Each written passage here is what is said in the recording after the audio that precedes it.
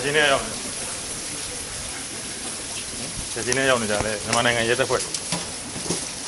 要么是干去吧，说他们家有那不包了，有那不要你家了，有那不要你làm gì下一，看他们。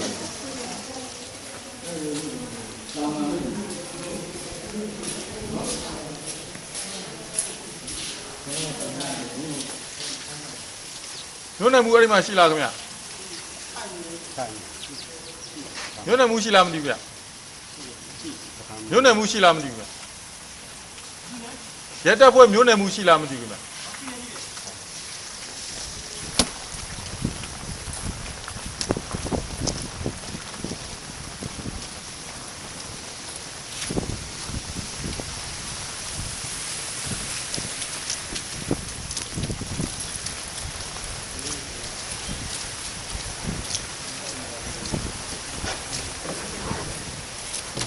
好，你拿完了。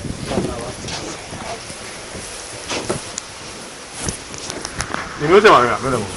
好的。我哩第一路没进了吧？第路咱那现在里要潘西天的那几少？我过来那年也算呢，去过来面公里呀，五几年呀，就等比较，木鸡比较少了的就潘。အဲ့တော့တရားစွဲတဲ့သူကဒီပုံမှဒီပုံနဲ့ဒီလူဘယ်နှယောက်ကိုအမှုပိတ်သိမ်းပါရတယ်ဆိုပြီးရှောက်ထားပါရဲ့နဲ့ဘာကြောင့်သူတို့ဆက်ပြီးတော့ဖမ်းထားသေးတယ်ဘယ်လိုဆက်ပြီးတော့စစ်ဆေးနေသေးတယ်သိချင်တယ်တလားနီးပါပြည့်တော့ရုပ်သိမ်းတော့တင်လို့ရှိရင်ဟုတ်ကဲ့ကျွန်တော်တို့ procedure လို့ရှိတယ်ဟုတ်ကဲ့အဲ့ရုပ်သိမ်းတာကိုကျွန်တော်တို့လက်ခံပြီးတဲ့အခါကျတော့ကျွန်တော်ခရိုင်ဆက်တင်ရတယ်ဟုတ်ကဲ့ရဲနေတယ်ဟုတ်ကဲ့ပြီးရင်တိုင်းကိုဆက်တင်ရတယ်ဟုတ်ကဲ့အဲ့တော့တိုင်းတက်ဖို့မျိုးရဲ့သဘောထားမှတ်ချက်တိုင်းကျွန်တော်တို့ကဆက်လုပ်ရတယ်ဩတိုင်းတက်ဖို့မျိုးရဲ့သဘောထားမှတ်ချက်ကလည်းကျွန်တော်တို့ကြီးပြန်ကြပြီဟုတ်ကဲ့ပြန်ကြတဲ့အခါကျတော့တိုင်းတက်ဖို့မျိုးသဘောထားမှတ်ချက်ကိုကျွန်တော်တို့မျိုးနဲ့ဥပဒေရည်ထုတ်ပေးရတယ်ဟုတ်ကဲ့ဒီကြောင့်မျိုးနဲ့ဥပဒေအဲ့ကျတူပိုင်းဖြစ်သွားပြီပေါ့လေဟုတ်ကဲ့သဘောထားမှတ်ချက်ကဘယ်လိုလဲဆက်လက်ဖမ်းချုပ်ထားဖို့ပြောရလားအဲ့ဒါဆိုဥပဒေရရှိပို့ထားတာဘယ်နည်းပို့ထားလဲမသိဘူးပြီးခဲ့တဲ့ရက်ပြီးခဲ့တော့ပြီးခဲ့တဲ့ဘယ်တော့ပို့ထားတာပို့ထားတယ်အဲ့တော့ဥပဒေရရှိကဘယ်လိုဆက်လုပ်ဖို့သူ့မှာတာဝန်ရှိတယ်လဲအဲ့ဒါကျတော့တူပိုင်းနဲ့အဲ့ဒါကျသူတို့လုပ်ငန်းကကျွန်တော်တို့ပြီးပြီဟောကျွန်တော်တို့အနေနဲ့ပြည်သူပြည်သားတယောက်နဲ့မြင်တာကတော့အမှုဖွင့်တယ်ဒါပေမဲ့အမှုပိတ်သိမ်းလိုက်ပြီဆိုသူ့အနေနဲ့အချုပ်ထဲမှာနေရတာမိသားစုလိုက်လည်းဒုက္ခရောက်တယ်သူတို့ကိုယ်တိုင်လည်းဒုက္ခရောက်တယ်အချုပ်ထဲမှာတရက်နေကြည့်ရင်သိပါတယ်ဘယ်လောက်ဒုက္ခရောက်တယ်ဆိုတော့ဘာကြောင့်များအမှုပိတ်သိမ်းတာ3ပတ်ကျော်ကြာသွားပြီဘာကြောင့်ဒီလူကိုဆက်ဖမ်းထားတယ်လဲဒါကိုပြည်ထောင်ဌာနကတာဝန်ရှိတဲ့သူတွေအနေနဲ့ပြည်သူပြည်သားတွေဘက်ကစာနာပြီးတော့အပြစ်မရှိတော့ဘူးအမှုပိတ်သိမ်းလိုက်ပြီဆိုအမြန်ဆုံးလွတ်ဖို့ဝိုင်းဝန်းစော်ပေးတာမျိုးလုပ်သလားကျွန်တော်တို့ကခုနပြောတဲ့အတိုင်းပဲလေဟုတ်ကဲ့ကျွန်တော်တို့လုပ်ပေးရတဲ့အလုပ်ကိုသူလုပ်ငန်းပရိုဂျက်ရှိပြီးသားစရဟုတ်ကဲ့သတ်မှတ်ထားပြီးသားဟုတ်ကဲ့သတ်မှတ်ပြီးသားကျွန်တော်ပြောတဲ့အတိုင်းပဲကျွန်တော်တို့ဒီကြိုသိမ်းဝင်တင်တဲ့ခါကျတော့မြို့နယ်ဥပဒေရရှိရကျွန်တော်တို့စီကိုဘောတော်မှတ်တောင်းတယ်ဟုတ်ကဲ့တော့ကျွန်တော်တို့ကအရှင်နဲ့ရှင်နဲ့ဆက်တင်တာတိုင်းကြီးတင်ရတာပေါ့လေဟုတ်ကဲ့တိုင်းကြီးတင်ရဆိုတိုင်းရပြန်ကြလာရင်ကျွန်တော်တို့တိုင်းရဲ့ဘောတော်မှတ်ချက်ကိုမြို့နယ်ဥပဒေကျွန်တော်တို့ပြန်ချပေးလိုက်တယ်ဟုတ်ကဲ့ချပေးပြီးမြို့နယ်ဥပဒေကသူ့ဆက်လို့မှတောင်းပြသွားပြီဟုတ်ကဲ့ဒါသူ့ရဲ့လုပ်ငန်းတပတ်ကျော်သွားပြီနော်မြို့နယ်ဥပဒေရရှိရောက်သွားတပတ်ကျော်သွားပြီနော်တပတ်လောက်ရှိပြီနော်ဟုတ်ကဲ့ရက်စွဲတိကျလေးပြရရင်တော့ကျွန်တော်သွားမေးတဲ့ခါကျရင်တော့သူတို့ဘာကြောင့်ဒီတပတ်ကျော်ကြာတဲ့ကြီးကိုဆိုင်းထားသေးလဲဆိုတော့ပြည်ကိုကျွန်တော်တခါလေးမေးသွားမှာအဲ့ဒါတပတ်လောက်ရှိပြီတပတ်လောက်ရှိပြီဟုတ်ကဲ့ဟုတ်ကဲ့ဟုတ်ကဲ့သူတို့မေးတယ်သူတို့လုပ်ငန်းပိုင်းကသူတို့ဘက်ကဘယ်လိုဆက်လုပ်တယ်ဆိုတော့ကျွန်တော်တို့မသိဘူးဟုတ်ကဲ့ဟုတ်ကဲ့အဲ့ကျွန်တော်တို့ကပြည်သူပြည်သားတယောက်နေအပြစ်မရှိတော့ဘူးတရားစွဲဆိုထားတဲ့သူကိုယ်တိုင်ပိတ်သိမ်းပြီဆိုလို့ရှိရင်ဒီနေ့ပိတ်မလဲပြန်လွတ်မှာလွတ်စေခြင်းတယ်ပေါ့ဘာလို့အပြစ်မရှိတော့ဘူးတန်တရားအကျိုးလဲသူ့မှာခံစားခွင့်လဲပြီးသွားပြီအပြစ်မရှိတော့ဘူးလို့ဆိုတာမဟုတ်ဘူးဟုတ်ကဲ့ဘက်ကဒီလူနဲ့ပတ်သက်ပြီးတော့ဆက်လုပ်ကြတော့ဟုတ်ကဲ့ကျုပ်သိမ်းဝင်တင်တာဟုတ်ကဲ့အပြစ်မရှိဘူးဆိုတဲ့အိတ်ကတော့မတည့်ရအပြစ်ရှိတယ်မရှိဘူးဆိုတာကစစ်ဆေးစီရင်ပေါ်လင်မှဆုံးဖြတ်လို့ရတဲ့ကိစ္စလေအခုက तू ကစပြီးဆွဆွဲတယ်ဆိုတဲ့လူကိုယ်တိုင်ဆွဆွဲချက်ရုပ်သိမ်းလိုက်အပြစ်မရှိဘူးဆိုတာပေါ်လင်သွားပြီပေါ့ဘာလို့ဆိုတော့အဲ့လေ तू ကဆွဆွဲုံရှိသေးတာဆွဆွဲပြီးတရားရုံးကစီရင်ရမှာစုံစမ်းရမှာအမှုအပြစ်ရှိမရှိဆွဆွဲုံနဲ့အပြစ်ရှိတယ်လို့ပြောလို့မရဘူး သူဆွဆွဲတဲ့သူကိုယ်တိုင်သူဆွဆွဲချက်ပြန်လဲပိတ်သိမ်းလိုက်ပြီးပြစ်မရှိဘူးဆိုတော့ပေါ်နေတယ်ပေါ့ကျွန်တော်တို့သဘောပြောတာလေ ဒီတိတ်တင်ပြီးဆိုဆက်လို့တော့ဗျာဒီဆက်လို့တော့ဆက်လို့ အဲ့ဒါဆိုလွတ်ပြရမှာပေါ့ချက်ချင်းဒါတပတ်လောက်ဆိုကျွန်တော်တီးခံလို့ရတယ်3ပတ်လောက်1လလောက်ဆိုဒါမဖြစ်သင့်တော့ဘူးနိုင်ငံသားတယောက်ပဲနိုင်ငံသားပေါင်း24ယောက်နဲ့ပတ်သက်တဲ့15ယောက်ကိုဆက်လက်ဖမ်းဆီးချုပ်နှောင်ထားတဲ့ပတ်သက်ပြီးတော့ဥပဒေကြောင်းဆိုင်ရာအရလုံထုံးလုံနည်းလေးတွေဘလို့အားနည်းချက်ရှိတယ်လဲအားသာချက်ရှိတယ်လဲဒါမှကျွန်တော်တို့ကလွတ်တော်တွင်ကိုပြောပြလို့ရမှာအမှုပိတ်လိုက်ပြီးဘာကြောင့်မလို့ဒီ3ပတ်ကျော်ကြာပြီးဆက်လက်ဖမ်းဆီးထိန်းသိမ်းထားတယ်လဲဘလို့အကြောင်းပြချက်နဲ့ဘလို့ကျိုးနေစနစ်တွေရှိနေသေးလို့ဒီနိုင်ငံသားတွေကိုဆက်လက်ဖမ်းဆီးထားတယ်လဲဒါကိုကျွန်တော်တို့ကမသိဘူးအဲ့တော့တာဝန်ရှိတဲ့လူကိုမေးတာဘလို့အကြောင်းပြချက်နဲ့ဆက်လက်ဖမ်းဆီးထိန်းသိမ်းထားတယ်လဲဘလို့စင်ငဲတမတာယုံတိဒီလူတယောက်လွတ်ဖို့တင်ရတာလားဒါကြောင့်ကြံ့နေရတာကျွန်တော်ရှင်းပြပြီးဟုတ်ကဲ့ဒီနေ့ကျွန်တော်ရှင်းပြသဘောပေါက်လားဟုတ်ကဲ့အဲ့ဒါကိုကျွန်တော်သိချင်တာလေရဲမှုတို့ဘက်ကအောက်ကိုလာ2ရက်နေ့တုန်းကတင်လိုက်တယ်ဆိုတော့ဥစ္စာဘာကြောင့်2ပတ်ကြာပြီးမှပြန်ကြလာတယ်ကျွန်တော်သိချင်တာရဲမှုတို့ဘက်က2ပတ်ကြာတယ်လေဘာလို့တပတ်ပဲဟိုပို့တာရှိဆိုအခုစုစုပေါင်း3ပတ်ကျော်သွားပြီ20နဲ့အခုဘယ်နည်းသူတို့အောက်ကိုလာ2ရက်တည်းထွက်တယ်ဆိုတော့20နဲ့1ရက်ကျော်သွားပြီ3ပတ်ကျော်သွားပြီ3ပတ်မကတော့ရဲမှုတို့ကတပတ်ကျော်ရှိတယ်ဆိုတော့ဘာကြောင့်2ပတ်ကြာတယ်လဲလွတ်ဖို့ဒုတိယကိုလွတ်ဖို့အမှုပိတ်သိမ်းပြီးတဲ့ဥစ္စာကိုဘာကြောင့်2ပတ်ကြာကြည့်စာပြန်မကြလာတယ်ဒီလောက်ဒီနိုင်ငံသားတွေအကျိုးကိုဒီလောက်ကြောင်စစ်ဆေးစီရင်သလားစင်ငယ်ဘယ်လောက်တောင်တင်ပြရတယ်လဲစာပိုးစနစ်ကြာလို့လားသို့မဟုတ်ဟိုဘက်စပွဲဒီဘက်စပွဲကိုပို့တာကြာလို့လား2ပတ်ကြာတော့ပြီးမှကျွန်တော်ဥပဒေကိုသွားမေးမှဒါဘာကြောင့်တစ်ပတ်ကြာလိုက်ဒီကြောင်မစုံစမ်းသိပဲကျွန်တော်ကဝင်ကြီးတင်ပြဝင်ကြီးကိုယ်တိုင်ဥအောင်မင်းကိုယ်တိုင်လည်းဒါကိုဖတ်သွားပြီသိသွားပြီဒီလိုဖြစ်နေတဲ့ဖြစ်စဉ်ကျွန်တော်ပြောပြလိုက်ပြီဥအောင်မြင့်ကိုသူတို့ကွင်းစင်းစစ်ဆေးဖို့ညွှန်ကြားမယ်လို့လည်းပြောတယ်ဒါပေမဲ့ဘာကြောင့်အခုချိန်ကြီးမလွတ်သေးတာလဲကျွန်တော်သိချင်တာအဲ့ဒါတော့ကျွန်တော်တို့ဘက်ကတော့ကျွန်တော်တို့ဘက်ကပေါ့နော်ကျွန်တော်တို့ရဲအနေနဲ့ကတော့ခုနကယူသိမ်းခွင့်တင်တယ်ဆိုကျွန်တော်တို့တင်တာမဟုတ်ဘူးဟုတ်ကဲ့ဟိုတရားရုံးတင်တာဟုတ်ကဲ့တရားရုံးကဥပဒေတင်ရတာပေါ့ဗျာသူပုံချီတာသူယူသိမ်းခွင့်တင်ဥပဒေရုံးတင်တယ်ဟုတ်ကဲ့ဥပဒေရုံးကျွန်တော်တို့စီကိုပို့တယ်ဟုတ်ကဲ့ကျွန်တော်တို့ကကျွန်တော်တို့ကလည်းအဲ့ဒီယူသိမ်းခွင့်တင်တဲ့စာကိုချက်ချင်းကျွန်တော်တို့ခရိုင်ကိုဆက်ပို့တယ်ခရိုင်မှာတခါအတိုင်းကိုဆက်တင်တယ်ဟုတ်ကဲ့တိုင်းရနေပါပြန်ဆုံးပြတ်လာဘူးတိုင်းရပြန်ကြလာပြီကျွန်တော်တို့တဲ့ရမကြဘူးတဲ့နဲ့ခရိုင်နေမြို့နယ်အဲ့လိုကြတာပေါ့တဲ့ကျွန်တော်တို့ဒီနေ့ကြာရင်ဒီနေ့ပဲချက်ချင်းသဘောမှတ်ချက်ကိုမြို့နယ်ကိုကျွန်တော်ပို့လိုက်တယ်ဟုတ်ကဲ့အဲ့ဆိုဇမှုတွေမသိလို့ပါအမှုတမှုလာဖွင့်နေဆိုလို့ရှိရင်ဖွင့်တဲ့အမှုကိုအဲ့လိုပဲစိကတင်ပြရသလားမသိဘူးဖွင့်တာတော့မဆိုင်ဘူးဖွင့်တာတော့ချက်ချင်းလက်ခံတယ်ပေါ့ဒီရုပ်သိမ်းကသူ့စားတွေကဟိုးပုံဝင်စီတွေကသူ့လူစီကြဒီတိုင်းပဲစင်ငယ်တင်ရတယ်ခုကျွန်တော်တို့ကခုမှပြင်လုပ်တာမဟုတ်ဘူးကြီးပဲတင်နေဟုတ်တော့ကျွန်တော်လည်းထွေးတာမထွေးတာမလိုပါဘူးကျွန်တော်တို့ကလည်းလိုအပ်နေသေးတယ်ဆိုလို့ရှိရင်ပြင်ဆင်နိုင်မှုလွတ်တော်ကျွန်တော်အကြံပြုမယ်လေဒီလိုကြမ်းကြာနေသေးတဲ့အကြောင်းအရာတွေအခုတည်းရှိနေသေးတယ်ဒါလိုအမှုပိတ်သိမ်းလို့ရှိရင်ဘယ်လိုမြန်ဆုံးနည်းနဲ့ပြန်လွတ်ပေးနိုင်မှာဘာ procedure ကိုအစားတို့ခင်းချင်းပေးဖို့လိုတယ်ဆိုတာကျွန်တော်တို့ကလူကြီးတွေသိအောင်တင်ပြခြင်းလို့ဒါကြောင့်သိချင်တာဖြစ်စဉ်အမှန်ကိုဘယ်လောက်ကြောင်တင်ပြရတယ်လဲစင်ငယ်ဘယ်လိုပြီးသွားလဲဘယ်အစစ်ဒီနောက်ဆုံးကဒီဖြေလျှော့တယ်ဆိုတဲ့အဆင့်ကိုလက်မှတ်ထိုးပြန်ချပေးတယ်လေအဲ့တော့သိချင်တာအဲ့တော့စောစောပြောတယ်ရဲမှုပြောတယ်ခရိုင်အဆင့်ကိုတင်ရတယ်နောက်ဆုံးအဆင့်ခရိုင်ရဲမှုရပြန်ချလာပြီးမှခရိုင်နေမှာတိုင်းဆက်တင်ရတယ်တိုင်းကိုဆက်တင်ရသေးတယ်ဟောတိုင်းရဲမင်းရတစ်ခါပြန်ချပြီးမှပြန်ချပြီးမှဟုတ်ပြီပြန်ချပြီးတော့ကျွန်တော်တို့လည်းရောက်ဒီနေ့ပဲကျွန်တော်ချက်ချင်းပဲဟုတ်ပြီရုပ်တွေဝင်ကျွန်တော်ပို့တာပေါ့ဟုတ်ပြီခင်ဗျဟုတ်ပြီသူ့ရဲ့ကျွန်တော်တို့ထွေလုံးတဲ့ဟာလည်းမဟုတ်ဘူးဟုတ်ပြီခင်ဗျသူ့လုံငန်းပလူစီကဟိုအစတွေကဒီလိုနဲ့သွားတာဟုတ်ပြီခင်ဗျအဲ့ဒါကိုသိချင်တာလေဘာလို့ကြမ်းကြာနေတယ်လဲဆိုတော့ကျွန်တော်တို့အပြစ်မရှိတော့ဘူးဆိုတဲ့လူကို10မိနစ်10စက္ကန့်ချုပ်ထားတာကိုကျွန်တော်တို့ကလူသားချင်းစာနာစိတ်နဲ့မလိုလားဘူးဟိုကရေပေါင်း3ပတ်ကျော်ချုပ်ထားတယ်ဆိုတော့သူတို့မိသားစုငိုနေကြအရှိမမိုးရွာရတဲ့မှာကိုချင်းစာလို့ပါလူသားချင်းကိုချင်းစာလို့ကို့ဖေဖန်းခံရဖြစ်ကိုညီဖန်းခံရဖြစ်အပြစ်မရှိတော့ပြန်လွတ်စေချင်တာတမတာပဲလေအဲ့ဒါခုနကျွန်တော်ပြောတာသူ့ procedure အဲ့တိုင်းပဲဟုတ်ကဲ့ဟုတ်အဲ့ procedure ကိုကျွန်တော်ကြည့်ချင်တာကျွန်တော်တို့ဘက်ကတော့ပို့တာပြီးလို့ပါဟုတ်ပြီခင်ဗျဟုတ်ကဲ့ဒီရနဲ့ပတ်သက်ပြီးဆက်ပြီးလို့ကသူ့အပိုင်းဥပဒေရုံးကိုကျွန်တော်သွားမေးရဟုတ်ပြီခင်ဗျဟုတ်ဒါဟုတ်ပြီအဲ့တော့တစ်ပိုင်းပေါ့ဒုတိယတစ်ပိုင်းကတော့ဇေယျလာတရိပ်ငူကိစ္စလေးကိုဒီနေ့ရုံးထုတ်မယ်လို့ကြားပြီးတော့ဘာကြောင့်ရွှေ့ဆိုင်လိုက်တယ်ဆိုတာလေးတစ်ချက်တော့ပြောပြပါဦးဒါကတော့ကျွန်တော်တို့ကဟုတ်လားဒါကုနာအထက်ကနေပြီးတော့မှ20ကျင်းနေဆွဲပါဆိုကျွန်တော်တို့ကသူတို့အထက်ကနေတာဝန်ပေးတယ်ကျွန်တော်အဲ့20ကျင်းနေမှာပြီးဆွဲရတယ်ဟုတ်ဟုတ်လားဆိုတော့ဒီနေ့ရုံးထုတ်မှုမရှိလိုက်ဘူးပေါ့မလုပ်လိုက်ဘူးမနေ့ကဆွဲလိုက်ပြီမနေ့ဆွဲလိုက်မှုဖွင့်တော့ဘာပုံမှန်နဲ့ဖွင့်တာတော့လေးကာကြီးမင်းတော့314314ကာကြီးမင်းတော့314ဟုတ်ကဲ့အဒီလူကသိကြည့်နေပါလေဖြစ်နေတယ်အဲ့ဒါလည်းကျွန်တော်လိုက်ချင်းပြပြီးလို့ဟုတ်ကဲ့ဟိုအဲ့ဖြစ်တဲ့ရွာမှာလည်းရမ်းမိရပါရောဟလာရမ်းမိရပါရှိမယ်ဟလာအဲ့မှာကျွန်တော်တို့အုပ်ချုပ်ရေးမှုတွေရှိမယ်အဲ့ရရှိတဲ့ဘုံကြီးရောကျွန်တော်ဆော့တာဟုတ်ကဲ့ရှင်းပြတာပေါ့နော်ဟုတ်ကဲ့ကျွန်တော်တို့ကပူးပေါင်းကူညီဆောင်ရွက်ဖို့ဆိုတာတခြားမဟုတ်ပါဘူးမလူသားတဲ့တခြားသောမြို့နယ်တွေလိုမျိုးမဖြစ်အောင်ဟုတ်တယ်ဟိုမှာဗိတိလာလိုမျိုးကျွန်တော်ဒေသအဖြစ်မခံကျွန်တော်တို့ဒေသတော့မဟုတ်ပါဗျာဒီ AR တိုင်းဒေသကြီးမဖြစ်စေချင်ဘူးဒါပဲဖြစ်သွားပြီလို့ရှိရင်မီးရတောင်းနဲ့မငြိမ်းဘူး တော့ကျွန်တော်တို့ဘက်ကဘယ်လိုကူညီဆောင်ရွက်ပေးလို့ရမလဲလူလူလိုလားမျောလင်းတဲ့အခြေအနေတစ်ရပ်ကိုဖော်ဆောင်ပေးဖို့တာဝန်ရှိသူတွေမှာဘယ်လိုအခြေအနေတွေပေါ်ပေါက်လာနိုင်မလဲဂျားတွေကကျွန်တော်တို့ကလာပြီးတော့လေ့လာပြီးကူညီပေးတဲ့သဘောပါပဲဘာမှဖွားတဲ့လှုပ်ဆော်တဲ့သဘောမဟုတ်ပါဘူးဖြစ်စဉ်အမှန်တိုင်းတော့ဒီလူလူတို့တော့ဟိုထုတ်ပြန်ပေးရင်တော့ပိုအဆင်ပြေတာပေါ့ဗျာကျွန်တော်တော့ဒီလိုပေါ့ကျွန်တော်ဒီမှုနဲ့ပတ်သက်ပြီးတော့အဲ့ဖြစ်တဲ့ရဲစခန်းမှာကျွန်တော်တုံးနေသွားတယ်ဟုတ်ကဲ့တုံးကြီးမှာကျွန်တော်ရှင်းပြပြီးပြီဟုတ်ကဲ့ကျွန်တော်တို့ရှင်းပြတယ်ဆိုကျွန်တော်တို့ဘက်ကလုံဆောင်ချက်တွေပေါ့နော်ဟုတ်ကဲ့တုံးကြီးဒါရမ်းမိကြပါတွေဟဲ့လားအဲ့မှာရှိနေတဲ့အုပ်ချုပ်ရေးမှုတွေအကုန်လုံးပေါ့နော်ဟုတ်ကဲ့ရှင်းတာတုံးကြီးဟုတ်ကဲ့နောက်ဆုံးမနေ့ကတမြန်မနေ့ကကျွန်တော်ဖုန်းကြီးမင်းเจ้าဆရာတော်ကြီးတွားလျှောက်တယ်ဟုတ်ကဲ့နော်ဒါကျွန်တော်တို့ဘက်ကလုံဆောင်ချက်တွေဟုတ်ကဲ့ခုနေ့တော့မနေ့ကလည်းကျွန်တော်ဒီရှိနေတဲ့ဒီဘာကြောင်းလဲမနေ့ကငါသွားတာဒီလက်ကြောင်းအဲ့ဒီလက်ကြောင်းသွားပြီ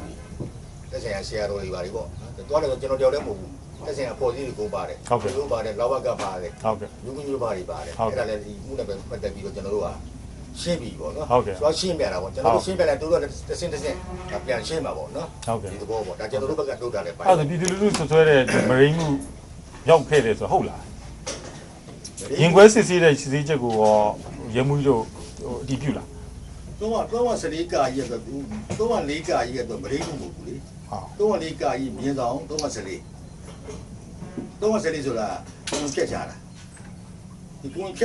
ဖြတ်ချတဲ့အတွက်လူသေးတာပေါ့ဗျာအဲ့ဒီပုံမှန်နဲ့ကျွန်တော်တို့ကအဲ့တော့ကိုဝင်ရလာတဲ့အကြောင်းနဲ့ပတ်သက်ပြီးတော့ရက်ရွာထင်မြင်တယ်လို့မျိုးဒီမိသားစုက break လုပ်တယ်ဆိုတော့သုံးသက်ချက်ကိုတူးဆွတာမျိုးလုပ်သလားကိုဝင်ကတော့အလိုလျောက်တော့လက်တော်ချက်တော်နဲ့ရေးလို့တော့မဖြစ်နိုင်အဲ့ဒါကျွန်တော်တို့ဆက်ထားပြီးသားစစ်ပြီးတော့မှအမှုဘဲမှာကိုလုံးထည့်ထားပြီးသားထည့်ထားပြီးတော့တရားသူရိုက်တဲ့ဆက်မှာပဲဟုတ်တက်ပြီးကျွန်တော်လည်းဆက်ပြောဆက်လာတယ်ဟုတ်ကဲ့ဟုတ်ကဲ့မှုထဲမှာတော့ဒီမတိမှုတော့မပါသေးဘူးပေါ့304ကာကြီးမြင်းဆောင်304ကာကြီးမြင်းဆောင်ခုနပြောတဲ့314နဲ့ကျွန်တော်တို့ဆွဲတာမတိမှုကို3ဆောင်ကတော့ပို့ဘူးပေါ့နော်ဟုတ်ပါအဲ့ဒါလေးကျွန်တော်သိချင်လို့လေလူတို့ကကိုဒီလူမမယ်တဲ့ကလေးတူကိုဝင်ရသွားတာအလိုလျောက်တော့ဖြစ်သွားတာမဖြစ်နိုင်ဘူးပြီးတော့သူ့ရဲ့နေဝင်ထိုင်ပုံနေထားရမိသားစုရဲ့ဆက်ဆံပုံနောက်ဆုံးစစ်ပြီးကုန်တင်ထားပြီးတင်ထားပြီးပြီအပေါ်ဆွဲတဲ့ထဲမှာတော့မထည့်ထားသေးဘူးမရဘူးလေမို့လေအခုမဒိမှုဆိုတဲ့အပုံမှတော့မတတ်ထားသေးဘူးပေါ့အဲ့ဒါကိုသိချင်တာကျွန်တော်အင်္ဂါရှိတယ်လေဟုတ်ကဲ့တိမှုတမှုဆိုတာအဲ့ဒါဒီတိမှုတမှုရဲ့အဲ့ဒါတိမှုဖြစ်စဉ်ပေါ့နော်ဒီဖြစ်စဉ်နဲ့ကျွန်တော်တို့ကပုံမှန်တက်ရတာဟုတ်ပါအဲ့ဒီပုံမှန်ကျွန်တော်တက်တယ်ပုံမှန်တက်ပြီးတာနဲ့ကျွန်တော်တို့အဲ့ဒီပုံမှန်နဲ့တရားစွဲဖို့ကိုကျွန်တော်တို့ကဥပဒေကြံတော့တင်ရတယ်ဟုတ်ကဲ့ဥပဒေကလည်းကျွန်တော်တို့တက်ထားတဲ့ပုံမှန်နဲ့ပဲစွဲဖို့ကြံပြုတယ်ကြံပြုကျွန်တော်ဒီပုံမှန်ပဲကျွန်တော်စွဲရတာဒါပေမဲ့နောက်တက်ဒါမို့ဒီလိုကိုဝင်ဖြစ်လာတဲ့အထီကိုပြန်လည်တူးဆွပြီးတော့လူမျိုးရေးရနစ်နာဆုံးရှုံးသောယဉ်ကျေးမှုရထိခိုက်နစ်နာသောဖြစ်စဉ်တီကိုပြီးတော့ပြည်ရေးဘက်တော်သားတွေကကာဗာယူတာတော့မရှိဘူးပေါ့ဘာလို့ဆိုတော့ကိုဝင်ရလာတယ်ဘာကြောင့်ကိုဝင်ရလာတယ်လဲသူ့ရဲ့အနေထားအိမ်ထဲမှာဘလို့ချုံတော့ပါတယ်လဲစစ်ပြီးလို့20ရောက်စစ်တယ်တင်ထားတယ်စစ်ပြီးရတယ်အမှုထဲမှာကုန်ပါသွားပြီဟုတ်ပြီကျွန်တော်အဲ့လိုဒီကြဲပြတ်တော့ကျွန်တော်ပြောလို့မရဘူးလေဟုတ်တရားဥမှာဆက်စစ်မှာဒါဆိုတော့လိုရရင်တော့တရားရုံးကဒီပုံမှာပြန်တက်ရင်တက်မယ်ပေါ့ဒီပုံမှာပြန်ဆွဲတက်နေတာပေါ့တက်ရင်တက်မယ်ပေါ့ဒါတော့ပါပြီးသားပဲဟုတ်အဲ့ဒါကိုသိချင်တာဟုတ်ကဲ့အစားဆုံးတော့ကျွန်တော်ပြောလို့မရဘူးလေကျွန်တော်တက်တည်20ရောက်စစ်ထားတယ်ဟုတ်ကဲ့စစ်ပြီးတော့အမှုထဲမှာလည်းပါသွားပြီဟုတ်ကဲ့တရားဆွဲထားပြီဟုတ်ပြီတက်တည်20ရောက်လို့ဒါတရားရုံးကစစ်သွားမှာပဲဟုတ်ပြီဟုတ်စစ်သွားပြီတရားရုံးကနောက်တစ်ခုနဲ့ပြောတယ်ပုံမှန်ပြောင်းသွားမှာပေါ့ဟုတ်ပါဟုတ်ပါအဲ့ဒါလေးသိချင်တာပါလူတို့ကအဲ့ဒါကိုဘူးလုံးနာမတွင်ဖြစ်နေတယ်လေတို့ဖြစ်တာဖြစ်စီမှန်တီးတီးနဲ့ရဲတပ်ဖွဲ့တရားစွဲမပေးတာဘာလဲဒီလိုဘက်ကဘက်လိုက်ပေးခြင်းလို့လားတို့မြင်နေတာဟုတ်ဘူးလေတို့လိုချင်တဲ့ပုံမှန်နဲ့တတ်မပေးတာကိုပြောတာကျွန်တော်ကုန်အဲ့ဒါကိုပြောတာကျွန်တော်ကုန်လုံးရှင်းပြပြီခုနကကျွန်တော်ပြောတဲ့အတိုင်းပဲရဲလိုက်ရက်ကကျွန်တော်3ကြီးရောက်တယ်ဟုတ်ကဲ့ခုနရမ်းမိရက်ပါနေပါတယ်ဖုန်းကြီးကြီးကျွန်တော်ရှောက်တာပြီလားဟုတ်ကဲ့ကျွန်တော်ရဲ့ဆောင်းရက်တွေပေါ့ဟုတ်ရှင်းပြပြီဟုတ်ကဲ့ရှင်းပြပြီးတော့ကျွန်တော်တရားစွဲလိုက်ပြီဟုတ်ကဲ့တရားစွဲပြီးတရားသူကြီးဆက်စစ်မှာပဲဒီတက်သေးတယ်ဟုတ်စစ်တဲ့ကမှာသူပေါ်တဲ့ပုံကပြောင်းသွားမှာဟုတ်အဲ့လူလူချင်းမောက်တရားစီရင်ခြင်းဆိုတာလေကျွန်တော်တို့မျှော်လင့်တော့လေနောက်တစ်ချိန်ယုံချင်းလေးများဘယ်ရက်ရှိမလဲဗျကျွန်တော်တို့နားထောင်ခြင်းလို့တရားခွင်လေးကိုယုံရ10နေ့မှပြန်ရှိပဲเนาะဟုတ်ကဲ့အခုဒီနေ့ရှိတယ်ဆိုတော့အားချင်းရွှေ့လိုက်တာလားဒါမှမဟုတ်မနေ့ကကမန်းကနေဆွဲလိုက်လို့ဟိုဒီနေ့ကိုမဆွဲဖြစ်တာပေါ့เนาะမနေ့ကဆွဲပါဆိုလို့ဆွဲရတာဟုတ်ကျွန်တော်တို့ဒီနေ့ယုံချင်းရှိတယ်ဆိုတော့အားချင်းပြေးတာဆွဲပါဆိုလို့ဆွဲရတာကျွန်တော်တို့ကလည်းသိတယ်မယ်လေအပိတ်နဲ့ဆောင်ရတာဟုတ်ဆယ်နေ့လည်းထပ်ရွှေ့နိုင်မှုရှိခြင်းလည်းရှိမှာပေါ့ဆယ်နေ့တော့ဘလို့ရှိမှာလေတရားရုံးကရုံးကြီးပေးလိုက်ပြီလေပေးလိုက်ပြီဆယ်နေ့မှာရှင်းမယ်ဟုတ်ပြီအဲဆယ်နေ့မှာကျွန်တော်ပြန်လာခဲ့ပြီကျေးဇူးတင်ပါတယ်ဟုတ်ပြီအဲ့ဒါခုနကဟိုလေးတော့အခုလေးယူတော့သွားမေးတယ်ဟုတ်ကဲ့သွားမေးလိုက်ပါကျွန်တော်သွားမေးပါအခုသွားမေးအားလုံးကျေးဇူးတင်ပါတယ်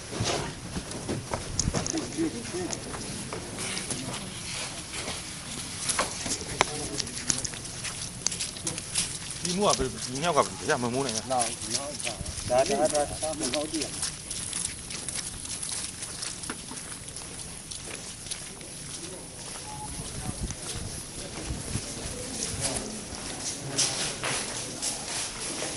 နေရိအိုချိုချို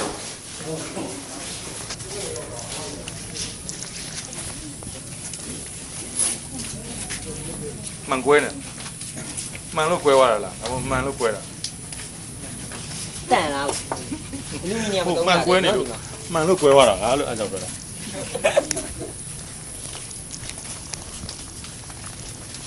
ဟာခဏကျွတ်ရမယ်တို့ညာအောင်သွား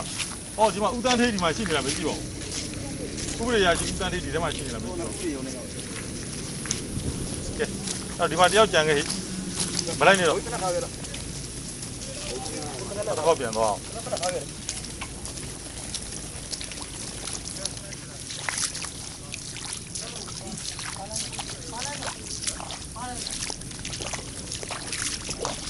ခုကျွန်တော်ဥပဒေရုံးကိုတစ်ချိန်ပြန်သွားနေပါတယ်ပထမတစ်ခေါက်ပြီးခဲ့တဲ့ဘက်လာတော့ကမင်းများမိမယ်အမှုစစ်ရရှိလို့မဖြေပါဘူးဆိုပြီးတော့ဥပဒေရရှိဦးတန်းထေးကပြောတယ်အမှုစစ်တဲ့အချိန်ကိုကျွန်တော်စောင့်ပါတယ်ဗျနောက်ဆုံးဘယ်လိုမှအချိန်မရဘူးတခြားကိစ္စတွေပေါ်လာနေသူအမှုစစ်ပြီးတဲ့အချိန်ကျွန်တော်မစောင့်နိုင်ဘူးပြန်သွားခဲ့ရပါတယ်အခုတစ်ခေါက်ပြန်လာပါတယ်စောစောမြို့နယ်မှုကိုမေးမြန်းခဲ့ပြီးပါပြီအမှုပိတ်သိမ်းပြီးတာဩဂုတ်လ2ရက်နေ့ကပိတ်သိမ်းပြီးပါပြီသူဩဂုတ်လ6ရက်တိတိကြာပါပြီတဲ့အမှုတစ်ခုကိုဘာကြောင့်ဆက်လက်ရှုံအောင်ဖန်ဆီးထားပါတယ်လဲဆိုတဲ့မေးခွန်းကိုသူတို့ရဲ့လုံထုံးလုံနည်းအရအထက်ကိုတိုင်းအဆင့်ထိတိုင်းရဲမင်းကြီးအဆင့်ထိတင်ရတယ်လို့ပြောပါတယ်။ဟိုတိုင်းမင်းကြီးကြီးကပြန်ကြလာတဲ့တန်းကွက်ရမရှိပါဆိုတဲ့စာကိုလွန်ခဲ့တဲ့တစ်ပတ်ကဥပဒေရုံးကိုပြေးပို့ပြီးဖြစ်တယ်လို့ရဲမှုကပြန်ကြားပါတယ်။အခုမြို့နယ်ဥပဒေရုံးကိုကျွန်တော်လာရောက်ပြီးတော့ဒီ24ဦးဖမ်းဆီးချုပ်နှောင်ထားတဲ့ကိစ္စကိုကျွန်တော်မေးပါတယ်။ဒီကတော့တိတ်မနှက်ပါဘူးခင်ဗျာ။သွားကြော်ပြီးသွားဒီကတော့တိတ်မနှက်ပါဘူးအဲဒီလိုပါပဲခင်ဗျာဒါကျွန်တော်တို့မြန်မာနိုင်ငံတရားစီရင်စနစ်လည်းရေမြုပ်နေတာပေါ့ခင်ဗျာဟုတ်ကဲ့အဲကျွန်တော်တို့လူလာရောက်မင်းများပါတယ်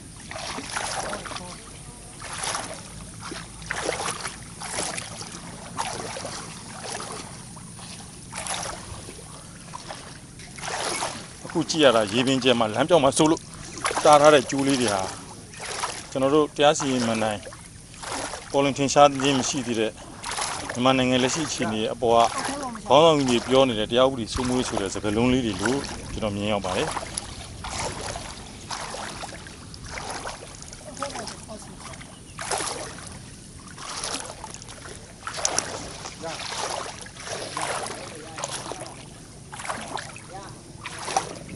没车，后开我们晓得，20，后关你晓得，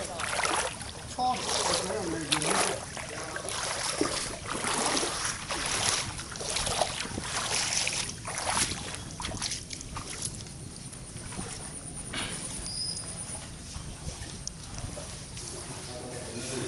မြို့နယ်ဥပဒေရရှိနေပြီလေပါခင်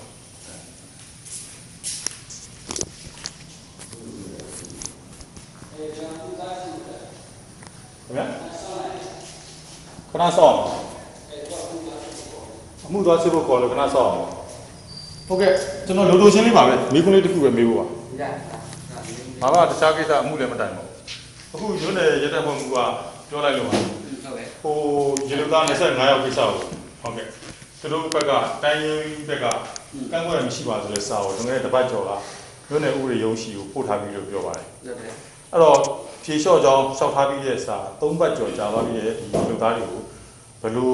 ဆက်လက်တင်ပြကြရရှိနေလို့ဆက်ချုပ်ထားတယ်ဆိုတာသိချင်လို့ချုပ်တာတရားရုံးချုပ်တာဟုတ်ကဲ့နော်ချုပ်ရင်ပါပြီဟုတ်ကဲ့အမှုရုံသိမ်းဝင်မသိဆုံးဖြတ်တာကျွန်တော်ဆုံးဖြတ်ဟုတ်ကဲ့ဥပဒေနဲ့နေရုံသိမ်းဝင်ပြင်မယ်ဥပဒေနဲ့နေဟုတ်ကဲ့ဘယ်ချိန်လောက်ဒီကိုဆုံးဖြတ်ဖို့စောင့်နေမှာလဲလို့သိချင်တယ်အဲ့ဒါကျွန်တော်ပြောလို့မရဘူးနော်မဟုတ်လေအမှုစစ်ပြီးမှကျွန်တော်ကဆုံးဖြတ်တာအမှုစစ်နေတယ်အခုဖြေလျှော့ပြီးရုပ်သိမ်းပြီးလို့သူပြောတယ်မှာဒါကျွန်တော်ဖွဲ့သတင်းတော့တွေပါဖြေလျှော့ပြီးပိတ်သိမ်းပြီးလို့တရားစွဲတဲ့သူကလက်မှတ်ထိုးလျှောက်ထားပြီးပါလျက်နဲ့တရားရုံးကဒီအမှုကိုဥပဒေရာရှိက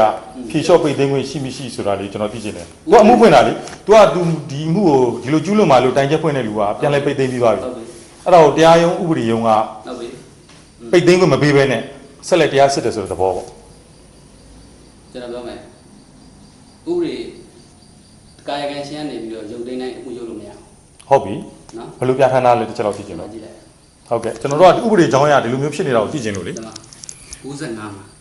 နော်။ဟုတ် ရုပ်သိမ်းရဲ့အောက်ပါအချက်တွေ ဟုတ်ကဲ့ ရိုက်ယူပါရအောင်မိတ်ဆွေရရတယ် ဟုတ်ကဲ့ဟုတ်ကဲ့ယူမှာပါဆရာ အမှုရုပ်သိမ်းရဲ့ဆုံးဖြတ်တဲ့ကမှာဒီအချက်တွေကြည့်ရတယ် ဟုတ်ပြီဥပဒေဆိုင်ရာလိုအပ်ချက်တည်းရဲ့အမှုယူသိမ်းမှုပြုရန်လိုအပ်လာခြင်းပေါ်ပေါက်လိုက်တဲ့ကံပြမှုမမြောက်ကြောင်းထင်ရှားပေါ်ပေါက်နေခြင်းဟုတ်ပြီပြမှုထင်ရှားပေါ်နေတဲ့တရားလိုမှတဲ့တဲ့မတင်ပြနိုင်ခြင်းအခုသူကိုယ်တိုင်ယူသိမ်းပြီးသွားတဲ့နောက်မှာဘယ်အကြောင်းအရာအကြောင်းတရားငယ်တွေလိုပဲပြောင်းလဲသုံးပြရန်အကြောင်းပေါ်တဲ့အချုပ်ကအမှုကယူသိမ်းရလိုအပ်လာခြင်းဥဒေများတွေ့တဲ့ကြိုးတူးပဲမရှိပေါ်ပါဟုတ်ပြီဖြစ်ပွားနည်းဥပဒေကချင်းနေတရက်ပေါ်တဲ့အမှုယူသိမ်းအလားတူမျိုးထပ်မံဖြစ်ပွားလာခြင်းအကြောင်းမရှိခြင်းအဲ့တော့ဥပဒေရာရှိကဘယ်အကြောင်းအရာကြောင့်ဒီမှာထပ်မံစစ်ဆေးဖို့ခိုင်လုံတယ်လို့ပြောလို့ရတယ်ငါခိုးမှုဆိုတဲ့ကိစ္စလေးနဲ့ပတ်သက်လို့ စစ်တယ်ကျွန်တော်အမှုကိုစစ်တယ်လား ဟုတ်ကဲ့ ရုပ်တဲ့ခါကျရင်အဲ့ဒီအချက်တွေနဲ့ညင်ကျွန်တော်ရုပ်ရညီစွန့် ဟုတ်ကဲ့ ရုပ်သိမတင်ဆုံးဖြတ် ဟုတ်ကဲ့အခုအဲ့တော့ဗာညိနေလဲမသိပြချင်လို့ ရုပ်သိမတင်ဆုံးဖြတ်အဲ့ဒီအချက်တွေနဲ့ခိုင်ညီပေါ်ပေါက်ရင်ကျွန်တော်တို့ကရုပ်ရ ဟုတ်ပြီ ပါနော် ဟုတ်ပြီ အခုတွေ့ပြီနော် ဟုတ်ပြီ တွေ့ပြီနော် ဟုတ်ကဲ့တွေ့တယ်လေ အဲ့ငါအဲ့ချက်နဲ့စဉ်းစားပြီးတော့မှရုပ်သိနဲ့လို့ထင်ရုပ်မယ် ဟုတ်ကဲ့အခုကမညိဘူးဆိုတာဘယ်အကြောင်းကနေပြနေလဲ तू ကအမှုလဲပိတ်သိမ်းပြီးသွားပြီ အဲ့ဒီတရားခံကာယကံရှိတရားလို့ရုပ်သိမ်းနိုင်ကျွန်တော်တို့ကရုပ်သိမ်းဝင်ရှိချင်မှရှိမယ် ဩဘုဖွင့်ဆွဲရင်လဲဆွဲမှာပေါ့ ဟုတ်ပြီရုပ်သိမ်း ပြမှုရောပေါ်လင်ထင်ရှားမှုစစ်ဆေးတွေ့ရှိပြီ ခြေချားရုပ်ပြရကိုရုံးမှစစ်နေတယ် စစ်နေတယ်ဘယ်လောက်ထိကြောင်ဆက်စစ်မလို့စိတ်ကူး စစ် တာ တော့ လဲ တက်တည်ရှိသေးတော့စစ်နေတယ် တက်တည်ရှိလောက်စစ်နေတယ်ဩဟုတ်ပြီခင်ဗျဟုတ်ဟုတ်ပါ ဟုတ်ပါလား ဟုတ်ပါပြီကျွန်တော်တို့တရားရေးမှန်တယ်ကိုပဲကြည်တာလေဒီသူအကျိုးရှိသလားမရှိသလားဒါကိုပဲကြည်မှာ ဆုံးဖြတ်တဲ့ကမှာနေဥပဒေ65မှတ်သွားလို့ရတယ်နေဥပဒေ ဟုတ်ကဲ့ပါကျွန်တော်အသေးသေးကိုထားရိုက်သွားပါမယ်ဟုတ်ကဲ့ ရရရ အဲ့တော့ဥပဒေဆိုင်ရာလိုအပ်ချက်ကြောင့်အမှုရုပ်သိမ်းမှုပြုရန်လိုအပ်လာခြင်းဆိုတော့အခု तू ကအမှုပိတ်သိမ်းပြီးသွားပြီဆိုတော့အမှုရုပ်သိမ်းမှုပြုရန်လိုအပ်လာခြင်းဆိုတဲ့အကြောင်းအရာနဲ့မညှိဝေဘူးလားအခုအမှုရုပ်သိမ်းပြီးသွားပြီလေလိုအပ်ချက်တည်းရဲ့အမှုရုပ်သိမ်းမှုပြုရန်လိုအပ်လာခြင်း तू ကအမှုရုပ်သိမ်းလိုက်ပြီ ဟုတ်ပြီ ရုပ်သိမ်းကြောင်းလည်းလျှောက်ထားပြီးသွားပြီ ဟုတ်ပြီ အဲ့တော့နံပါတ်ကကြီးနဲ့ तू မညှိနေဘူး ကာ လား ကြီးကပါပဲ ဥပဒေဆိုင်ရာလိုအပ်ချက်တည်းရဲ့အမှုရုပ်သိမ်းမှုပြုရန်လိုအပ်လာ ဥပ ခြင်း ဒေဆိုင်ရာလိုအပ်ချက်တပါပဲ ဟာ तू ကိုယ်တိုင်တင်ပြလျှောက်ထားဆွဆွဲထားတဲ့ဟာ तू ကိုယ်တိုင်မလိုတော့ပါဘူးပြန်လေရုပ်သိမ်းပါပြီလို့ဆိုပြီးလေဥပဒေအရ तू ကဆွဆွဲတာလေ အဲ့ဥပဒေဆိုင်ရာလိုအပ်ချက်မဟုတ်ဘူးဒီဘက်ရက်ပြီလားဒီဘက်ရက်လား ဟုတ်ကဲ့ဘယ်အကြောင်းအရာနဲ့ညှိနေသေးလို့ဆရာဒီတရားခံတွေကိုဆက်လက်တရားခံတော့မဟုတ်ဘူးပေါ့ဒီရေလိုသားတွေကိုဆက်ချုပ်ထားလဲဆိုတော့ကျွန်တော်သိချင်တယ်ဘယ်လိုအကြောင်းအရာကြောင့်ဒီဟာကိုခွင့်မပြုနိုင်လဲဒီအချက်6ချက်ကို ပြပြကျွန်တော်ဆုံးဖြတ်ပြီးမှ ဟောအဲ့တော့ဆရာအနေနဲ့ဥပဒေပြုရေးမန်နိုင်ဘက်ကပြည်သူလူထုရဲ့ဒီတလကြာဖမ်းဆီးချုပ်နှောင်ထားတဲ့25ရောက်လုံးရဲ့မိသားစုအကျိုးရှိရှိမှာလားကိုယ့်ရဲ့လုပ်ပိုင်ခွင့်တွေကနေပြီးတော့ရသလောက်ဆက်ပြီးတော့ဆွဲဆန့်စီစီမယ်ဆိုတဲ့စိတ်ထားနဲ့လုပ်တာကျွန်တော်ဖြည်းဖြည်းချင်းသိချင်ဥပဒေနဲ့အညီ तू ကဖွင့်တဲ့အမှုကိုပိတ်သိမ်းပြီးသွားပြီလေကျွန်တော်အောက်လန်းကြီးနဲ့ तू ပိတ်တာမဟုတ်ဘူးဟုတ်ကဲ့ ကာယကံရှင်ကျင်းတဲ့တိုင်း ဟုတ်ကဲ့ ရုပ်လို့မရ ဩနင်တူတရားကြီးကအဲ့လိုကြီးလား ရုပ်တယ်ဆိုတာနှစ်ခုရှိတယ်နားလားရှင်ကြည်ရတာနဲ့ရုပ်သိမ်းတာနှစ်ခုရှိ ဟုတ်ကဲ့ ကြည်လို့ရတဲ့ဥစ္စာတွေကကာယကံရှင်ကြည်ရင်တရားရုံးမှာတရားရုံးနဲ့ကြည်လို့ပြရတယ် ဟုတ်ကဲ့ ကြည်လို့မရတဲ့ခါကျတော့ရုပ်သိမ်းမှတင်တယ်ရုပ်သိမ်းမှတင်တဲ့အခါအဲ့ဒီနေဥပဒေ65နဲ့ညီမှကျွန်တော်တို့ဆုံးဖြတ်လို့ရှိတယ် အခုကဘယ်ဟာမညီနေဘူးလဲကျွန်တော်ပြောပြပါ ညီရဲမညီရဲကျွန်တော်ကမပြောဘူး ဟုတ်လေဂျီလုသားတွေငါးခိုးတဲ့ကိစ္စကနိုင်ငံတော်ရဲ့စည်ရဲမွေးတမှုရှော့ချပါပြောရေးအတွက်ကျွန်တော်ကပြောနေတာပါကျွန်တော်ပြောနေတာ အဲ့ဒီပုံမှန်ဆွဲတဲ့ပုံမှန်တွေရှိမယ်နော်ခုန3ခု143လေးလက်ကို ဟုတ်ဟာ အဲ့ဒီဥစ္စာတွေဒီကျွန်တော်တို့ရုပ်သိမ်းဝင်ဆုံးဖြတ်ရအသိမသိအချက်တွေညီရေးကျွန်တော်ရုပ်သိမ်းဝင်ဆုံးဖြတ်ဆုံးဖြတ်တာကျွန်တော် မညီဘူးဆိုတဲ့အကြောင်းအရာဆရာပြောရမယ်လေ ညီရေးမညီရေးကျွန်တော်ကမပြော အကြောင်းပြချက်မရှိတဲ့ညင်းဆိုခြင်းကဒါဖုံးကွယ်ခြင်းတစ်ခုပဲ တခြားလူကျွန်တော်ပြောခွင့်မရှိ ပြောခွင့်မရှိအောင်ကျွန်တော်အမေရိကန်လာတာမဟုတ် ဘူးမ ဘူး ဟုတ်ဘူးကျွန်တော်မပြောဘူးကျွန်တော် ကျွန်တော်တို့ဥပဒေကြောင်းအရလူထုရှိမှတော့စီရင်ရမယ်လို့ဆုံးဖြတ်ထားပြီးသား အေးလေအဲ့ ဘာကြောင့်မပြောရဲရလဲမပြောနိုင်ရလဲ လူလူဆုံးဖြတ်ရှင်းမှာတရားစင်တာမဟုတ်ဘူးလား အခုကျွန်တော်မေးတယ်လေလူထုအနေနဲ့သတင်းဌာနအနေနဲ့မေးတယ်ဘာအကြောင်းပြချက်ကိုရှိလို့ဒီမှုတွေကိုရုပ်သိမ်းပါလေနဲ့ရုပ်သိမ်းခွင့်မပြုရသေးဘူးလေခိုင်မာတဲ့အကြောင်းပြချက်ပြော ဒီ နေ မှာဒီဥစ္စာနဲ့ညီရင်ကျွန်တော်ရုပ်မယ်လေ အေးမညီရတဲ့အကြောင်းအရာဘာလဲပြော ညီ တယ် ရတဲ့အကြောင်းကျွန်တော်ညီရုပ်ချင်တဲ့ရုပ်မယ် မရုပ်ရှင်လည်းမရုပ်ဘူးဒါပေမဲ့တင်တယ်လို့လို့ရတယ်ပေါ့တဘောဥပဒေဆို အဲ့လိုမျိုးဒီမှာညီလို့ညီ အေးမညီရတဲ့အကြောင်းအရာပြောလေ မညီလို့ပြောခွင့်မရှိ အေးပြောခွင့်မရှိဘူးဆိုတာခင်ဗျမယိုးသားလို့ပေါ့ ဟာအဲ့လိုပြောလို့မရဘူး ယိုးသားဆိုပြောခွင့်ရှိရမလို့ကျွန်တော်တို့အချင်းချင်းနိုင်ငံသားချင်းချင်းမေးနေတာကျွန်တော်အမေရိကန် CIA ကလာမေးနေတာမဟုတ်ဘူး နေဦးနေကျွန်တော်ပြပေးမှာ ကြားပြီးပြီလေအဲ့ဒါဆိုရင်မညီရတဲ့အကြောင်းအရာကျွန်တော်ရှင်းပြနိုင်မှာကျွန်တော်ကဘာ reason ကိုကျွန်တော်သိမှာပေါ့ဒါခင်ဗျကမညီဘူးလို့ပြောတယ်လေဆိုတော့ အဲ့ဒီအချက်တွေနဲ့ညီရင် အေးမညီဘူးလို့ပြောတယ်လေ ခုနကပြောပြနော်95အဲ့95တွေမှာ95ပြဋ္ဌာန်းချက်ကိုကျွန်တော်ကတင်မတင်ဆုံးဖြတ်ရမယ်အဲ့ဒီအချက်တွေနဲ့ကိုက်နေကျွန်တော်ရုပ် အဲ့ဒါဆိုလည်းကျွန်တော်ဆက်မိမယ်အခုဘယ်နှယောက်ကြံနေလဲတရားလိုဘက်ကတက်တည် ကုန်ပြီ ဘယ်လောက်ထိကြာအောင်ဆက်ဆိုင်ပါလဲ ကုန်ပြီတက်ကုန်ပြီကဒီနေ့ဆက်လိုက်အိုင်ကိုစစ်ပြရတယ် စစ်ပြီးသားအဲ့တော့ဘယ်တော့မှဆုံးဖြတ်မလဲ အဲ့ဒါပြောလို့မရဘူး ဟာအမှုတမှုဆိုတာ limit တော့ရှိရမယ်လေဗျာ10နှစ်15နှစ်ဆက်ဆွဲဆန့်လို့မရဘူး လုံထုံးလုံနေတဲ့လုံထုံးလုံနေတဲ့ ဒါပြည်သူလူထုစင်းရဲမွေးတွေချောချဖားပြောဆိုတမတာကြီးရဲ့ညီမန်းကြောင့်ခင်ဗျားတို့စန့်ကျင်နေတာ ဟ ပြည်သူလူထုကိုတရက်ယုံကြည်ထက်ဆန့်ခေါ်ရင်ပြည်သူလူထုတရက်ဆင်းရဲတယ်ဆင်းရဲမွဲတယ်မှုဖြစ်စေတယ် စံခေါ်ရအကြောင်းမရှိဘူး ဟောသမရကြီးနဲ့ဝင်ကြီးဖွဲ့ကဒီလောက်ထိလုံနေတဲ့အချိန်မှာတရားရေးမှန်နိုင်ကပြည်သူအကျိုးရှေ့ရှုတဲ့ဘာကြောင့်မြန်ဆန်တဲ့တိကျတဲ့ဆုံးဖြတ်စီရင်မှုမလုပ်တာလဲဒါကိုကျွန်တော်ကသိချင် ဖတ်ပြီးပြီနော် ကျွန်တော်ကဝင်ကြီးကိုပြန်ပြမှာမို့လို့ဒီလိုလိုတွေးခဲ့ဒီလိုလိုဖြည့်တယ်ဒီလိုလိုဖြည့်ချင်းပြီးတော့ကျွန်တော်ဝင်ကြီးကိုပြောပါ ရှင်းနေကြနည်းပဲ95နဲ့ညီကျွန်တော်ကနော်ရုပ်သိမ်းနေမနေဆုံးဖြတ်တယ် ဟုတ်ပြီ နော်ဟုတ်နော် ဟုတ်ပြီ ဟုတ်ပါချင်း အဲ့ဆုံးဖြတ်ချက်ဘယ်လောက်ကြာမလဲဆိုတာလည်းတစ်ချက်ပြောပြကြည့်ဘယ်နှလကြာမလဲဘယ်နည်းကြာနိုင်လဲစစ်ပြီးသွားပြီဆိုဆရာဆော့ဆော့ပြောတော့ ဟုတ်တယ်စစ်နေတယ် အဲ့ဘယ်နှစ်ပတ်တော့တိမှာဒီအမှုကို အခုရုံးချင်းချိန်ရတယ်လေ အဲ့ရုံးချင်းမှာဆရာဆွဲသိမဆွဲသိကိုဘယ်လိုဆုံးဖြတ်မလဲတက်တီရဲ့ဘက်ကကုန်သွားပြီ တက်တီကုန်ဟုတ်ပြီ ဆရာအနေနဲ့ဒီတက်တီအခုပြောပြီးသားအခုဆရာအနေနဲ့အမှုတိဆောက်တင်မတင်ဆိုတာနိုင်ဝက်တနိုင်နဲ့ဆုံးဖြတ်လို့ရတယ်ငါးခုံးမှုကြီးပါစုံတော့ဥဆန်ရှာကိတ်ကလျှို့ဝှက်စိန်ကြောက်ဆုံးမှုကြီးမဟုတ်ပါဘူး ဟုတ်တယ် ဟုတ်လားအဲ့လောက်ကြီးကြီးကျယ်ကြီးလိုက်လို့ဆရာအကြောင်းမရှိဘူး ဟုတ်ပြီ ငါးခုံးမှုပေါ်လင်လန်းထင်ရှားတာတင်ပြတဲ့တက်တီခိုင်မာလားမခိုင်မာလားသူတို့တံပြန်ခြေပတ်တဲ့ခြေပတ်ချက်ပြည့်စုံလားမပြည့်စုံလားကြီးချက်ချင်းဆုံးဖြတ်လို့ရတဲ့ကိစ္စပါ အဲ့ဒါဟုတ်တယ် တော့ငါးလောင်းနဲ့လူသားမှုလည်းမဟုတ်ဘူး အခုစစ်နေပြီ ဟုတ်ကဲ့ နော်စစ်နေပြီ ဟုတ်ကဲ့ဟုတ်ကဲ့ ဟုတ်နော် ဟုတ်ကဲ့ စစ်နေပြီအိုင်ဝရစစ်ပြီးပြီ ဟုတ်ကဲ့ အဲ့ဒါစစ်တော့အခုဆွဲချက်တင်နေမတင်နေကိုဟိုလေးဒီကနေ့ချိန်လာရှိတယ်6ရက်နေ ဟုတ်ကဲ့ 6ရက်ချိန်လာ ဟုတ်ပြီဆွဲချက်တင်သင့်မတင်သင့် တင်နေ ဟုတ်ပါပြီ ဒါသူလော ကျွန်တော်တော့တမနာကြီးပြောနေတဲ့စင်းမွေးမှုဆော့ချပပျောက်ရေးဆိုတဲ့ခေါင်းစဉ်အောက်ကပဲ စဉ်းစားလိုက် ဝန်ထမ်းရင်းများလှုပ်လှုပ်တော့လေ့လာ စဉ်းစားအဲ့ဥရနဲ့အညီညီကျွန်တော်တို့နော်ဆုံးဖြတ်ရန်တင်ပြီးတချို့အခုလို့ဆိုရင်ကျွန်တော်အပေါ်တင်ပြီးတယ် အပေါ်ဆိုတာဘယ်ကိုထပ်တင်လဲမသိ ကျွန်တော်အစနစ်တင်ပေးရတာပေါ့ ။အော်ဒီငါးခုံးမှုကြီးကိုထပ်ပြီးတော့ထပ်မှန်ကျင်းပါဦး အားကိုးမှုရမှာမို့ကျွန်တော်ဥပဒေရတတ်မှတ်ထားတဲ့အမှု ။အော်ဟုတ်ကဲ့။ကျန်တဲ့ဟုတ်ပါပြီကျွန်တော်မမေးတော့ပါဘူး။ကျန်တဲ့ငါးလောင်းနဲ့လူသက်မှုတွေပါလို့ကြတော့ဘယ်သူမှဘယ်တရားဥပဒေမှလေးတန်းမဟလို့ပါ ကျွန်တော်ပြောတာနဲ့ ဟုတ်ကဲ့ဟုတ်ပါဟုတ်ကဲ့ အဲ့မှာမိတ်ဒီဆွဲဝိုင်းလည်းရတယ်ခင်ဗျအဲ့ဒီ ဟုတ်ကဲ့ရိုက်သွားပါတယ်ရပါပြီကျေးဇူးတင်ပါတယ်အခုဒါအဖြေပါပဲကျွန်တော်မနေ့က ဥပဒေပဲ နေ့ပြန်သက်ဆိုင်တဲ့ဆွေးနွေးပွဲကိုကျွန်တော်ဒီကြောင်းရတင်ပြနေလို့ကျေးဇူးတင်ပါတယ် ကျွန်တော်လည်းကျွန်တော်လာရင်းစင်းပြောလို့ ဟုတ်ကဲ့ဟုတ်ကဲ့အခုကျွန်တော်တို့တွေ့ရှိခဲ့တဲ့အတိုင်းပါပဲကျွန်တော်ပြန်လဲထွက်ခွာခဲ့ပါတယ်ဘာအကြောင်းများပြချက်မရှိဘဲနဲ့တရားစီရင်ဆိုင်ရာလှုပ်ထုံးလုပ်ပိုင်ခွင့်အရာဆက်လက်ဖန်ဆီးထားခြင်းလို့ပဲပြောပါတယ်အဲ့တော့ကျွန်တော်တို့သမရာကြီးပြောနေတဲ့ဆေးရဲမွေးတင်မှုရှော့ချပပျောက်ရေးအခုဆိုကျေးလက်ဖွံ့ဖြိုးရေးဝန်ကြီးဌာနဦးအမြင့်ကိုယ်တိုင်ပြောနေတဲ့ဆေးရဲမွေးတင်မှုရှော့ချပပျောက်ရေးဆိုတဲ့ဟာတွေဟာချင်းငွေတွေချီးပေးနေရုံငားမွေးဖို့ငားတွေထုတ်ပေးနေုံနဲ့မပြီးဆုံးပါဘူးခုလိုမျိုးဥပဒေပိုင်းကြောင်းချင်းဆိုင်ရာအရာအမှုဖွင့်တဲ့သူကိုယ်တိုင်အမှုပိတ်သိမ်းပြီးပါလေတရားစွဲဌာနဘက်ကတလကြော်ကြတဲ့ဒီဆုံးဖြတ်ဖို့ဆိုပြီးဆိုင်းငံ့ထားတဲ့ကိစ္စဟာဆင်းရဲမွေးတင်မှုရှော့ချပပျောက်နေပပျောက်ဖို့အတွက်အကြီးမားဆုံးအဟန့်အတားဖြစ်နေတဲ့ခြေလက်ဒေတာလက်တွေ့တာရကပဲဖြစ်ပါတယ်အဲ့တော့25ရောက်အချုပ်သားဖြစ်တဲ့အခါမှာ25ရောက်ရဲ့နေ့စဉ်ဝင်ငွေမိသားစုမရပါဘူးသားသမီးလေးတွေက25ရောက်တော့မိဖတို့ရဲ့မြစ်တာကိုဆုံးရှုံးပါတယ်အဆိုးဆုံးဖြစ်တာတော့သူတို့ရဲ့စားဝတ်နေရေးအတွက်သူတို့ရှိတဲ့ဟာတွေကိုပေါင်နှံရောင်းချပြီးတော့စားတော့တဲ့ကြောင့်လူဘဝနေပြီးတော့တိရစ္ဆာန်ဘဝလုံးလုံးရောက်သွားခြင်းပဲဖြစ်ပါတယ်အဲကြောင့်ဆင်းရဲမွေးတယ်မှုရှော့ချပပျောက်ရေးအစည်းအဝေးမှာကျွန်တော်အလေးနဲ့တင်ပြခဲ့တာအောက်ခြေမှာဖြစ်ပေါ်နေတဲ့မတရားသောသို့မဟုတ်တရားမျှတခြင်းမရှိသေးဘူးထင်မြင်ယူဆရတဲ့ဥပဒေဆိုင်ရာလုံထုံးလုံနည်းတွေဆွဲဆိုချက်တွေတရားရေးအကျဉ်းချင်းချင်းဆိုပြီးတော့ကြံ့ကြာနေစေတဲ့အကြောင်းအရာတွေပြင်ဆင်ဆောင်ရွက်ပေးမှလူထုရဲ့ဆင်းရဲမွေးတယ်မှုရှော့ချပပျောက်ရေးလုပ်ငန်းစဉ်တွေပေါ်ပေါက်လာလိမ့်မယ်လို့ကျွန်တော်တင်ပြခဲ့ခြင်းဖြစ်ပါတယ်လက်တွေ့တာရကနဲ့ပဲကျွန်တော်အလုပ်လုပ်ပါတယ်ဟောဟုတ်မှာဖန်ခံတဲ့ရေလိုသားမိသားစုတို့ရဲ့သားသမီးတွေငိုကြွေးထားသောမြဝန်းနီနီကြီးတွေနဲ့သူ့ဖေအပြစ်မရှိဘူးအမှုပိတ်သိမ်းထားပြီးဘယ်တော့ပြန်လွတ်လာမလဲဆိုတော့မျောလင်းချက်ကြီးနဲ့နေတိုင်းလာဆောင်မျောနေတဲ့မိသားစုတွေဖြစ်ပါတယ်သူတို့တွေစိတ်ထဲမှာပျော်ရွှင်ကြည်နူးမနေပါဘူးနိုင်ငံတော်သမ္မတကြီးရဲ့အကြိမ်ကြိမ်ပြောကြားနေတဲ့ဆင်းရဲမွေးတယ်မှုရှော့ချပပျောက်ရေးဆိုတဲ့မိကုံးကိုသူတို့နားထောင်ရင်မျက်ရည်တွေဝဲငိုကြွေးနေကြပါတယ်အပေါ်နဲ့အောက်ကွာခြားချက်ကြီးမားလွန်းရင်လည်းပြောကြားတဲ့မိကုံးတွေအနှစ်သာရအတိတ်တွေပျောက်ဆုံးသွားတတ်ပါတယ်ဒါကြောင့်တာဝန်ရှိသောပုဂ္ဂိုလ်ကြီးများလက်ရှိဖြစ်နေတဲ့အခြေအနေတွေကိုအောက်ခြေဒီကွင်းစင်းလေးလာပြီးတော့အပြောနဲ့အလုပ်ညီတဲ့အုပ်ချုပ်မှုမှန်နိုင်ဖြစ်ပေါ်လာအောင်ဆောင်ရွက်ပေးပါလို့ကျွန်တော်အကြံပြုလိုက်ပါတယ်